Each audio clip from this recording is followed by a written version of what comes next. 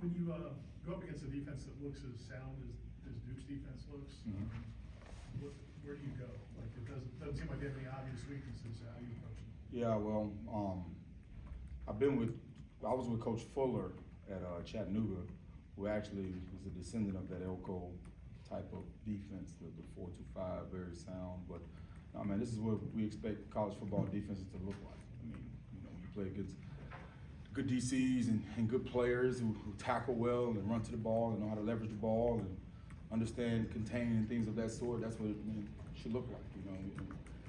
You know, Duke gets a lot of credit for that because of the head coach and the coordinators and the position coaches on the defense. But I mean, we've seen some good sound defenses here, you know, other than Duke. But Duke was actually, you know, the top in every category. So I mean, we got to be on point and make sure we're not making mistakes. I mean, they keep everything in front of them. They tackle well, not giving up a lot of big plays. So I mean, those are the things that come to mind as we're preparing for it, and we're just kind of starting that preparation. Jack? Talk about the red zone for them. They have the second best red zone defense in the country. You guys have the 8th best red zone offense in the country. I guess what kind of a battle, what kind of situation are you preparing for that game when it comes into the red zone? Well, it goes hand in hand. Like, you know, referring back to our last game, where that was the first time we actually did get stopped in the red zone. We thought they had a good plan for us, so we got to build off that and make sure we have answers for what was shown in that game. But I mean, you know, it goes back to being top in non-red zone. I mean, you're a good defense, you're gonna be good in pretty much all those categories. We got to make sure we convert points. We got to make sure we finding ways to create extra gaps. Most defenses start pressuring a little bit more in the red zone, but you know, with them, I think it just goes back to tackling and keeping things in front of them and capitalizing on opportunities. I mean, they've actually created a lot of turnovers in the red zone too, which is kind of, you know, up that percentage of stops and non-touchdowns. So we got to go back to doing our job protecting the football. If we do have a long drive, because they're not giving up big plays, so usually it takes 10 to 12 drives to get down there, and they're rotating guys. They got a good, you know, mixture of 8 to 10 guys. They play a D-line, so they're probably a little fresher. And some of those guys been out there for 14 plays, so we got to lock in and be able to execute in the red zone. All that takes a part of it. So not only just the plan, but the execution of the plan. Esselin? Coach Neville mentioned you guys had a few misassignments on offense. Had a few drives stall out in enemy territory. How much do you guys harp on this week, even though, like, you know, you guys scored 41 points, but how do you guys keep the players, like, you know, focused on the miscues instead of, like, just celebrating success? Like, how do you do that balance? The result, I mean, of course, this is a result-based business, but we try to harp on being process-based of, are you playing your best? And are you executing at a high level? Are you doing the best you absolutely can do? And when I came into the offensive meeting, you know, we meet as an offense after the game, and we pointed out every missed assignment by position group, and we did a total amount just to show that, you know, not even talk about the score or the result or the yardage, but are we executing what we're asked to be executed? And that's what creates the competition within the room. We got some good players, and we got players making mistakes. We got, you know, other people that won't. So it's just more challenging in the room to understand that we can't make those mistakes, because, you know, they'll hurt you in close games and no matter the circumstance. But I don't feel like we can't make those kind of mistakes anymore and expect to have any kind of success. So the message was clear. They understood it. You know, when I walked in, they knew it was kind of trending in that vibe, because a lot of our guys, they watched the film before we even go in there. So, you know, that's the good thing about the coach of the room, is they know the mistakes when they come. Is when you walk in, they kind of look at you and it gets quiet when you walk in. They understand that we didn't reach the internal expectation that we have, and we got to do a better job of it. Brendan? You talked before about maybe not being surprised when you see some guys perform on Saturdays based on what you see at practice. Was there anything about Hakeem's touchdown run that was, or catch and run after, that was surprising to you, speed or anything like that? No, I mean, Hakeem's confidence has been growing. I mean, it's that natural, you know, recruiting and everything is so accelerated now, where everybody looks for these young guys so early, man. But I mean, they gotta go through a little bit. And I think as he improved his conditioning, his confidence, his understanding of the offense, he's really accelerated, where now he can showcase his ability. But you know, you can't be a good player to, number one, you're not tired. When you're fatigued, nobody's good. And also, you're always a step slower when you're thinking and processing information. So as a young, talented player, we all know what he can do. As he's starting to come out of that process of, okay, now I know what to do. Now I'm not as tired. Now I can showcase myself. So now I wasn't surprised. I mean, we've seen Hakeem make a bunch of plays in practice, and he's been progressing. So I was just glad, you know, he's getting to showcase his ability and play confident, and hopefully that he builds upon that as we keep going. And then, like you said, that creates more competition in the room. Kurt?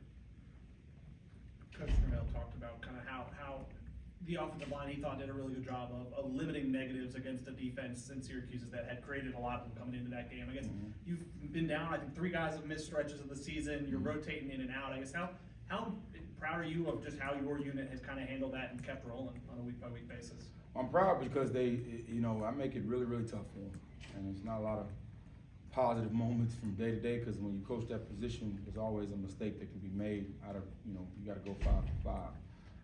And they've embraced that. I got up there this morning, we meet in the morning at 7, and I saw they were already in the film room. They were already studying, challenging each other. I put out a big challenge for them last night. But it's really them understanding that, it's not an individual.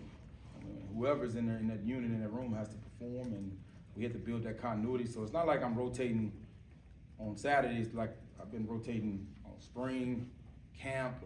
It's nothing uniquely for us, because I also don't want to have players that can help us play in a game sitting on the sideline waiting for a mishap to happen. So by doing that, as these mishaps has happened, we've had a couple guys that were kind of banged up here and banged up there. It was not like it was a large and beat miss. And now, some of the guys are making, they're still gonna make mistakes. You're still gonna, of course, I don't want to give them no pressures, no sacks. I don't want no tackle for loss. You're gonna have those deals, but I'm glad that it's not because of us rotating guys. It's the mistakes you're gonna have, whether you they leave them out there or not have them out there. So I've been proud of them taking the challenge and accepting it and showing that, it can't be done if we're handling business. Ira? As you said, there's gonna be a lot of talk about from a coaching standpoint, what Duke does defensively, but from a personnel standpoint, like how stout is their defensive line? What challenges they present physically? Yeah, I think there's a multitude because of the individual performances. And I'm gonna talk in numbers and not necessarily names. Like 5, he's a big, thick. He can hold. He's big man. He can attack the guards. He can get off blocks well. They do a good job of creating ways to find, contain, whether it be the double twist and things of that sort. You got 90 who plays inside and outside. I seen him, against Notre Dame. He was playing outside. He was playing inside. He attacks blocks. Got a little twitch about him. And then the backups come in. 16, who I think is gonna be a really good player. I'm surprised. He's shown a lot. He's shown up on film a lot because his twitchiness and things of that sort. And then 96.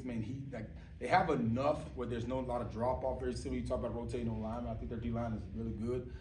I think that they do a good job up there. I've known Jess for a minute, so I just think they do a good job of what you want to see in coaching is they get the most out of the talent that they have, and you don't see them make a lot of mistakes. And that is what, and then, I want to say that as because they're talented individuals, and they're just maximizing them and not putting them in bad situations, and they're allowed to play fast because they totally understand what they're being asked to do and they know how to attack you. So it's going to be a real challenge.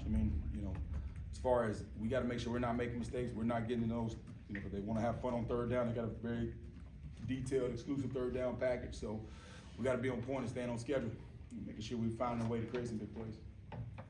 Aslan? Trey had those 2 home runs against Virginia Tech. Mhm. It seemed like Lawrence might have had a kind of similar opportunity and he capitalized on his. What's the art and the science on those runs for you guys without getting too maybe behind the scenes on things? But is it you guys just executing well, or are you guys setting things up to where those outside runs just seem to be hitting at the right time? Yeah, once you get to game 5 and 6 in the run game, it's pretty much known what we're gonna do. There's not like a more secret deal. We gotta execute at a high level, and then once they get those opportunities, because we're not giving out, our backs don't have 30 carries a game and it's such. So when they get the opportunity to break the line of scrimmage and get to the second level, our guys are thinking to try to go score. They're really focused on trying to get the most out of their opportunity, because it's a deep room. We don't count, situations where this guy only got this many, this guy got many. We rotate them pretty good, just like we do it at most positions. So they gotta. I think their mindset is they're trying to get as much as they can based upon their opportunities. Now, the coaching part of it is not to press. When you have a little bit of limited opportunity, sometimes you tend to look for a little bit more that isn't there. And I think early in the season that was a little bit, but I think now that we've settled in, we're understanding what the line does well, what their vision's seeing, taking opportunities of what the defense is kind of giving up. Is starting to go like we talked, like I talked about earlier, was it's going to start getting better as we go, and that's what we want. And I think that's just what we're seeing is we're coaching it better, they're seeing it better, they're executing it better, and we just put them in better situations. Brenda? Kind of following up on that, maybe that was a microcosm for this. It seems like the offensive line and the run game numbers get better progressively as the game goes on for you guys consistently for most weeks. Is that by design? Is there anything that I guess is happening there to kind of reflect those numbers? It's just body blows, man. The run game is like taking body blows in boxing, man. You got to keep hitting it, keep wearing it, and eventually it'll soften up so you can get the bigger plays to come. So you got to be patient with it. Not many times, if you just come out there and you're gashing in the run game early, there's usually a talent or a scheme mismatch where, you know those guys, they know what we're coming with, they know how to stop it. So it's just more of continuing to keep swinging, eventually that thing open up for you. And also our players getting that comfort level of, all right, I seen how he reacted to this. Okay, I set that block, I stuck it too early. Let me get back vertical on that. You start to get those conversations on the sideline of, all right, man, coach, I went to 3 technique, he played it tight. This time I'm gonna go inside, so I'm gonna tell LT, you know what I mean? You start seeing those guys really holding each other accountable and getting the pictures of it. So I like that about the run game, because in the end, I want the run game to be dominant in the 3rd and 4th quarter as we get through the half. And I think that gives you the best chance to, because if you get up a lot and you can't run the ball, they'll be back. Ira? You mentioned the missed assignments. There's also a few drop passes in pretty big situations. When those happen, how do the guys, specifically about that game, like how do those guys handle it? Do they come to you or Jordan afterwards and try to take accountability? And what's the key to not having that happen? Yeah, I mean, I'm not gonna just single out the drop pass, but just critical situations where, for example, the last 2 games, the drive before the halves ended in some kind of sack or sack fumble. That was from Virginia Tech and Syracuse, the end of the half 2-minute drive.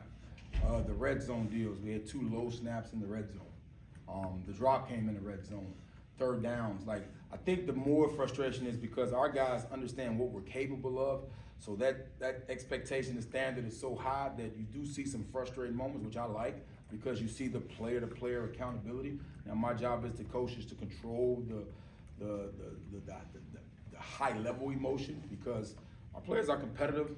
They understand that there's somebody right behind them that's just as close, so you see those high competitive emotional reactions, which is still a good thing because they're showing that they know what we can do, they've seen it, we've executed at a high level, so the frustration comes from, and what are we doing? Like this is easy to us, and once they calm down, I like the response from it, but it's just growing in those situations, and we're starting to see those minimized a little bit more than we've had in the past, so I'm excited about that, but I like the ownership and accountability they have for the expectation of playing their best, especially in critical situations. We got to do a better job. Okay. Thank y'all.